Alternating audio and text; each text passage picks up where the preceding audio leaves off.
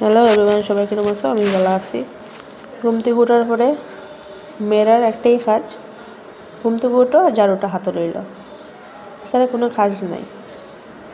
সংসারের কাজ হারিয়ে সংসার সংসার সংসার সংসার আর ভালো লাগে না সংসার, সত্যি।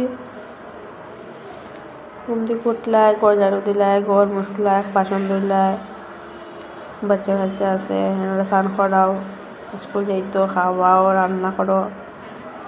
মেয়েটার জিন্দগিটা এইরকম না।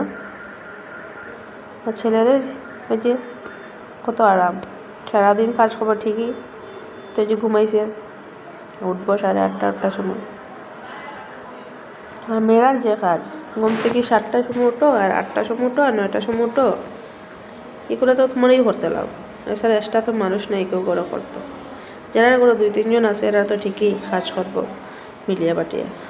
যারা করে একজন, আমি কোয়ার্টারে থাকি, শাশুড়ি জাল সব আছে, কিন্তু কোয়ার্টারে তো আমি একলাই করতে লাগবো। কখন করি আর আধা ঘন্টা পরে করি আর 1 ঘন্টা পরে করি, আমি তো করতেই লাগবো।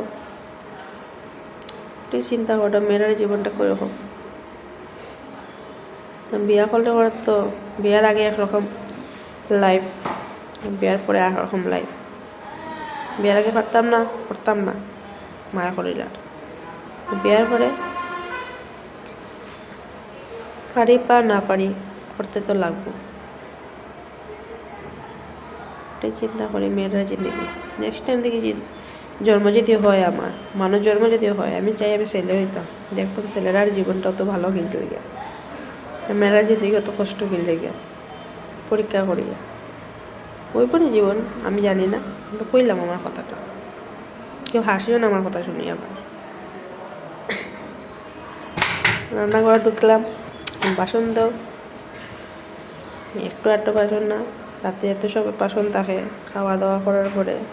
আর আমার একটা স্বভাব, ভাত খাওয়ার পরে আমি বাসন ধুইতে পারি না।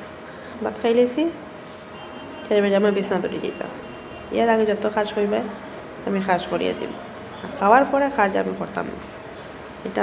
এটা আগেরই স্বভাব, এখন নতুন না, আমার আগেরই স্বভাব। আমার এটা ভালো লাগে না।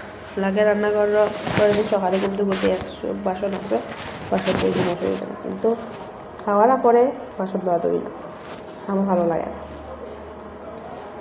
বাসন মাজনি, জল আইসে টাইমের জল, 7:30 চাললে 8:30টায় বন্ধ, 8টায় চাললে 9টায় বন্ধ, 1 ঘন্টার ভিতরে সব তা করো, এত সব।